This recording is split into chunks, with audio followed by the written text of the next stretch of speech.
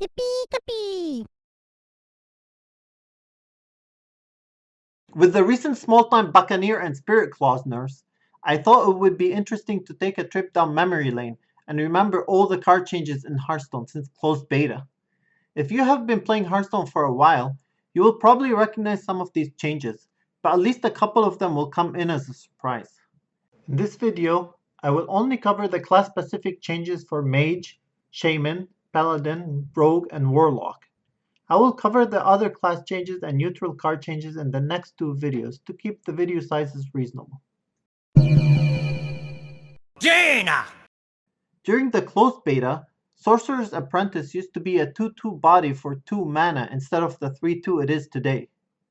That one extra attack made a huge difference between making the card unplayable to making it a solid 2-drop in several Mage decks, most notably in Tempo Mage.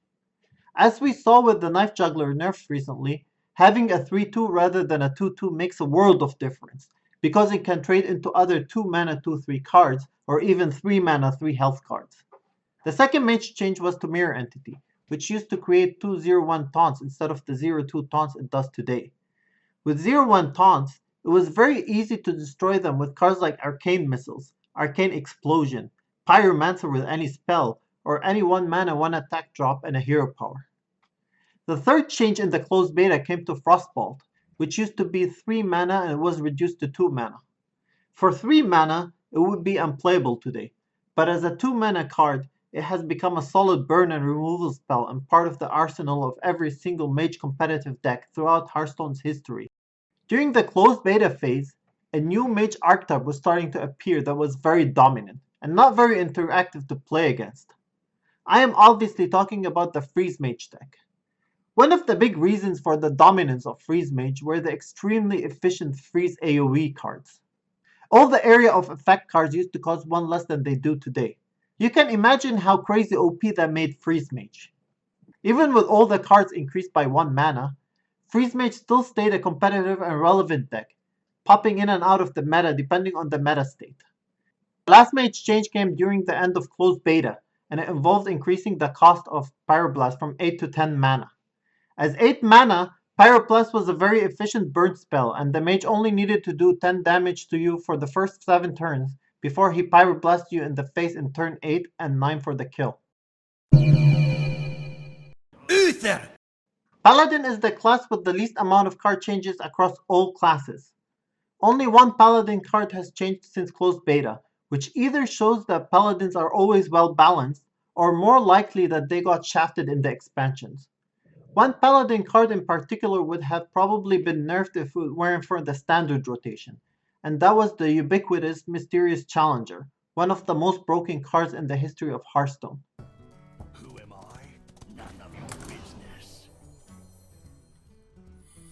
Oh, fuck!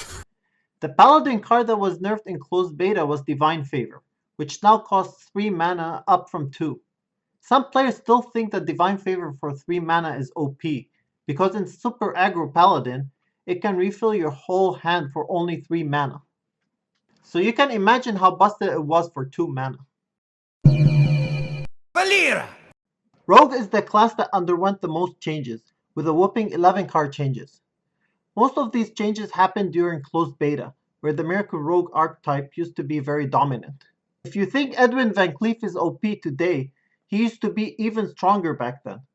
Instead of being a 2/2, he used to be a 1/1, but he also had stealth. Yeah, you heard that right. Your 11/11 Edwin Van Cleef used to have stealth without even playing Conceal. If that was not enough, most rogue spells were more efficient back then than they are today. Conceal was 0 mana instead of 1, Shiv was 1 mana instead of 2. Backstab was 0 mana, but it could do damage to both injured and non-injured minions, and Headcrack used to cost 2 mana instead of 3.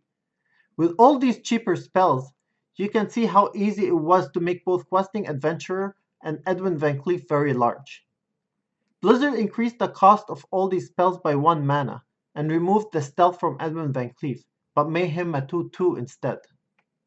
Defias Ringleader used to be a 2/3 that summoned a 2/1, rather than a 2/2 that summoned a 2/1. A 2/3 that summoned a 2/1 could trade favorably with a 2/3 or a 3/2, and had a 2/1 left over. With the nerf, the card never saw play again in a competitive rogue deck. With all the mana increases to spells, Blizzard must have felt very bad for the rogue, so they changed preparation from reducing the next spell cast this turn by 2 mana to reducing the next spell cast this turn by 3 mana. The last change in beta was to the rogue hero power. The old effect used to be equip a 1/2 dagger or give your weapon +1 attack this turn. So basically, if you had a weapon equipped and you used your hero power, it used to buff the weapon's attack by 1 this turn instead of re-equipping the dagger, which I think was a much more powerful effect as it gave you the ability to do 2 damage with your hero power rather than 1.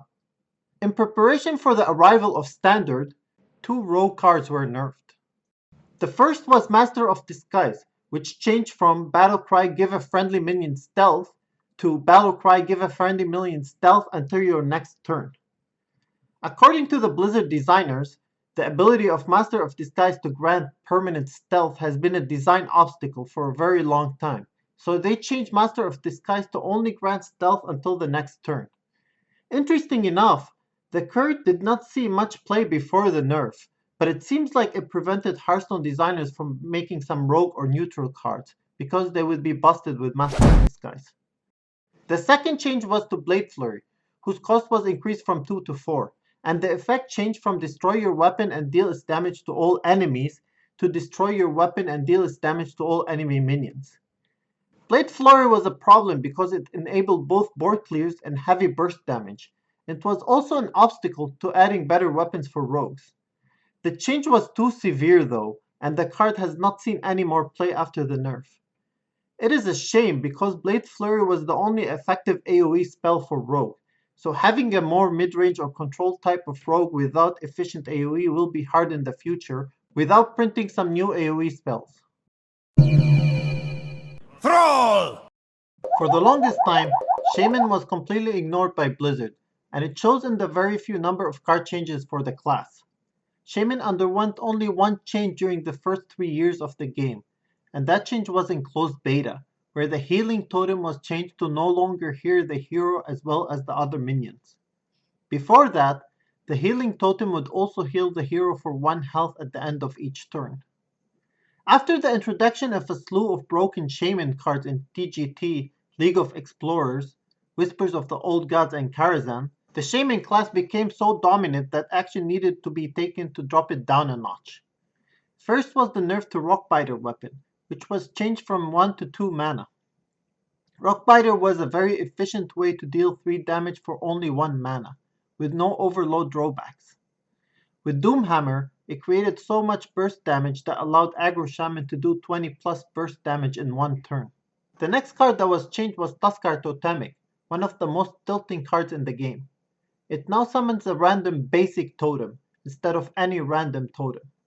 Before the change, if Tuskar Totemic summoned Flame Tongue Totem, Mana Tide Totem, or Totem Golem, there was a high chance that you lost the game.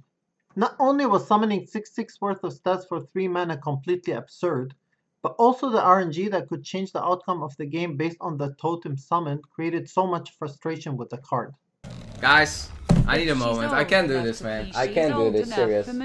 It's too much. Gul'dan! In closed beta, the first card that was buffed was Sacrificial Pact, which used to cost 2 mana and now costs 0. Even with a buff, Sacrificial Pact is still a mediocre card, and rarely sees any play in Warlock competitive decks.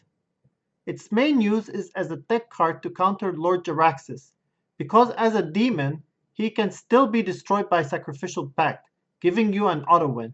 The next card that was changed was Pitlord, which was buffed into a 5/6 with Battlecry deal 5 damage to your hero, from a 7/5 with Battlecry deal 7 damage to your hero. A 4 mana 5/6 is actually better than a 4 mana 7/5 because it doesn't die to 5 attack minions. Even with the buff though, Pitlord's Battlecry was too severe to see any play. The next nerf in closed beta was to Flame Imp, which was changed to do 3 damage when you play him, up from 2 damage. This minor change really did not have much of an impact, as Flame Imp is still considered one of the best 1 mana drops in the game. The next card change was huge. Blood Imp was nerfed into a 0-1 down from 1-1 and now reads Stealth. At the end of your turn, give another random friendly minion +1 health, whereas it previously read Stealth. Your other minions have +1 health. Giving every single minion on the board +1 health was crazy overpowered, especially that the Warlock has two of the best 1 mana drops in the game, Flame Imp and Voidwalker. The early advantage that Blood Imp gave the Zoo and Murloc Warlock decks was too overwhelming for the opponents to deal with. In the end of 2014, Soulfire was nerfed by increasing its mana cost from 0 to 1.